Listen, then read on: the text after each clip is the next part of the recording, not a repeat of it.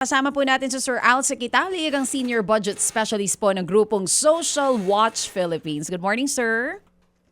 Good morning po, Sir Ted, and ano po, no, sa mga kasama natin sa sa Yes, si sa Chacha inyong po programa. ito. Maraming Yes, Miss salamat. Chacha. Yes, Oo. Manang Chacha. Eto na nga po, 7.2 trillion pesos, sir. Sa tingin niyo po ba, first assessment muna, kayo po ba para sa inyo, people-centered, itong 7.2 trillion pesos budget natin for 2027? Ano po ang reaksyon ninyo? Opo. Kung titingnan natin, no, kung babalang kasi natin yung budget na 7.2 trillion pesos by sector, hindi po kami kasiyasiya doon sa distribution ng pagtaas ng budget. Dahil doon sa mga ano po, mahahalagang mga sektor, bumaba. No? Kung makikita po ninyo halimbawa doon sa sector, social services sector, bumaba yung health, bumaba yung education, bumaba yung social services, so social security, social services sector. Doon sa although tumaas yung economic services, pero yung agrikultura at saka yung agrarian reform bumaba din, no? So tas medyo konti lang yung titinaas ng power and energy. So parang hindi kami masaya na ganito yung naging distribution. Although may mapagtaas, pero yung pagtaas na yan, halimbawa sa subsidy to LGUs. So yun po yung aming unang assessment dyan. And given na yung ating pong sustainable development goals, no? Sa totoo lang, 12 out of the 17 na goals natin, off track na tayo. Tapos tatlo po dyan, regressing. Sabi pag regressing, mas lumala pa from the 2015 baseline. So hindi katanggap-tanggap na bumaba pa yung social services sector kumpara dun sa ngayong taon na to na 2026. Sir Alce, isa din sa mga pinag-uusapan paglabas nitong budget for 2027 since nangyayari po ngayon yung impeachment trial ng Vice Presidente na may kaugnayan sa kanyang confidential funds. Itong 10.7 billion na proposed confidential at intel funds, ano po ang masasabi nyo dito sa gitna ng kontrobersiya na di ba kinasasangkutan ngayon ng Vice Presidente pero for 2027 ganito pa rin po kalaki ang budget allocation for Confi at Intel funds? Yes po. Bumaba ng nominally, no? Bumaba ng konti. No? Oo. Pareho yung From confidential 11.8. and intelligence funds. Correct. Opo. Pero mahalaga pa rin itanong kasi dyan kung saan pa po. At least yung intelligence funds, alam natin kung saan mapupunta yan, no? Sa military uniform personnel. Pero syempre kailangan pa rin din yan na kailangan pa rin yan itanong sa mga ahensya, sa security sector kung paano gagastusin. Pero yung confidential funds, although sabi dun sa JMC natin na nag-govern sa pag-spend tsaka pag-audit ng confidential sa intelligence funds ay para yan sa civilian, civilian authority. So, surveillance sa mga security agencies. Ang problema kasi minsan may tendency na kahit na yung expense, no, yung expenditure ay hindi naman para sa intelligence, ay tina-charge sa confidential funds. So yun yung mali doon, no? Kaya although bumaba ng konti, pero malaki pa rin yun. Kumpara kung tingnan niyo pa way back Aquino administration and way back before that, sobrang wala pang 1 billion. Ngayon 10 billion. This year 12 billion, naging 10 billion, yes. But there has to be sa ating magiging congressional hearings, kailangan talagang itanong mabuti kung paano gagastusin itong mga ito, no? At syempre po, ang masasabi lang din natin, naka-centralize pa rin yung intelligence at confidential funds sa Office of the President. So like out of the 10 billion, mga 5 billion ay naka-centralize pa rin yan sa opisina ng Presidente. Oo, so yun, almost kailangan 5. yun. Kailangan itanong yung, kasi supposedly dapat nga intelligence, dapat naka-lodge na yan sa mga security sector agencies. Oo. Bakit pa ilalodge sa Office of the President? Oo, tama po yung sinabi nyo kasi dito sa proposed budget, halos 5 billion, 4.55 billion pesos combined for the Office of the President. More than 40% na po yun ng total ng confidential funds natin. Pero Ginoong Alce, dito sa pagbabantay ninyo sa budget natin, kailan ba nagsimula yung ganitong gawi na parang, eto kagaya nito, for next year, halos 40% na yung kinain ng Confi and Intel funds for the Office of the President kumpara doon sa mga ahensya talaga na nangangailangan po nito. Kasi ang naman kasi yung confidential expenses o confidential funds, yan ay isang forma ng expenditure. So, ibig sabihin, yung paggagastos noong nung pondo na yon, no, ay actually pwede ngang i-lodge yon sa ibang expenditures. Kaya nga nagkakaroon ng tendency, nabito ko kanina, na kahit na para yan sa building ng opisina, para yan sa office supplies, ba't mo ilalagay sa confidential, di ba? So, yun, no?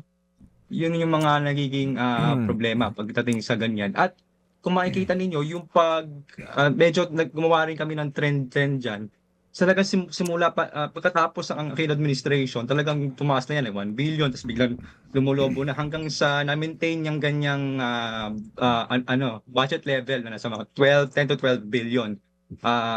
At na-maintain yan hanggang ngayon sa administrasyon na ito.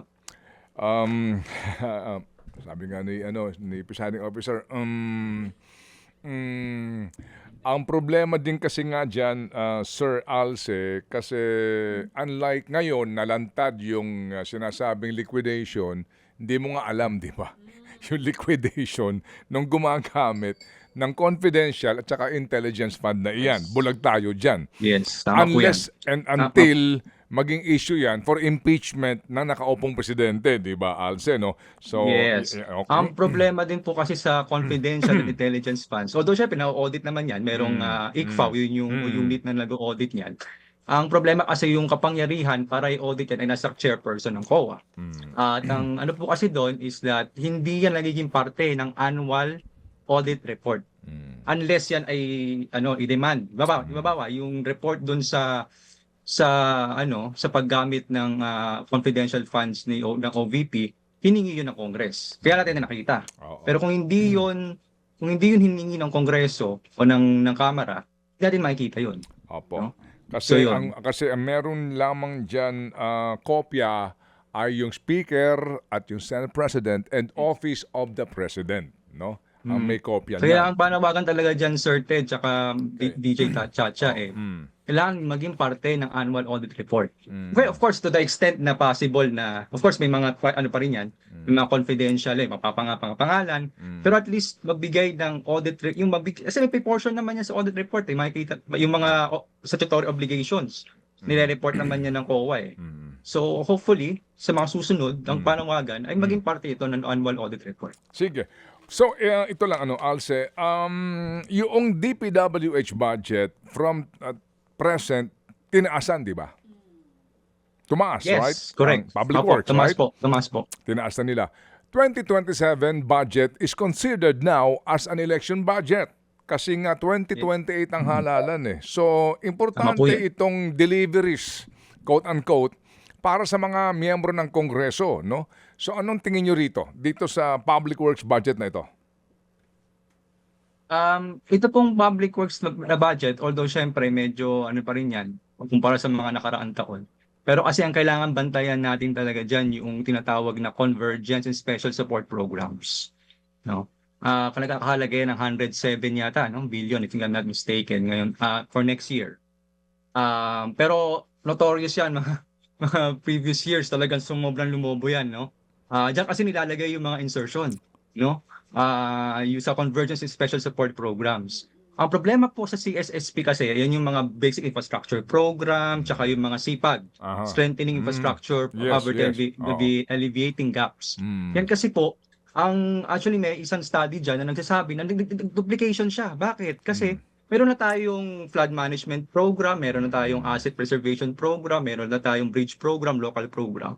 Pero ang CSSP, makikita nyo, yun yung talagang pagka NEP, yun yung proposed budget, no? So kumpara mo sa GAA, talagang lumulobo, no? So yun ang kailangan bantayan, maigay dahil ngayon, syempre 107. Yes, may syempre may vinet naman yan ng DPWH, of course. Pero yung budget level mababa pa yan. Kumbaga, sa scale, in terms of scale, kumpara sa itong mga recent years, mababa pa yan. Kumbaga, no? Kaya yun malang bantayan kung yun ba ay papakialaman ng Kongreso. Oo, sa final approved na, no, na GAA na lalabas. Ang inyong Kasi grupo, bibigyan ko lang, sir, ng sample, no?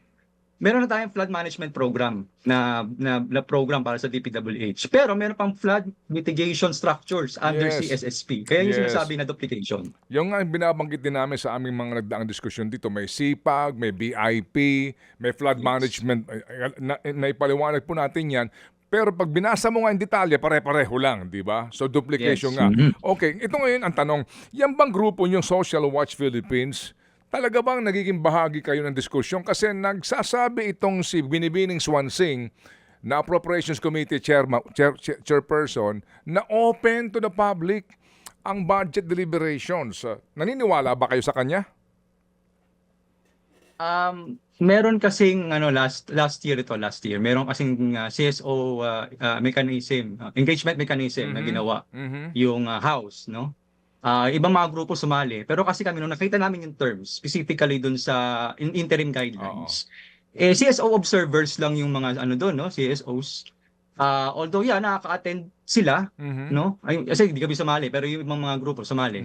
Nakaka-attend sila. Marami nga silang reklamo kasi naka-attend nga sila. Pero hindi naman, kaya pag umattend sila, medyo may marami pang mga layers of para si bakit makapasok, no? Okay. Mga registration, etc.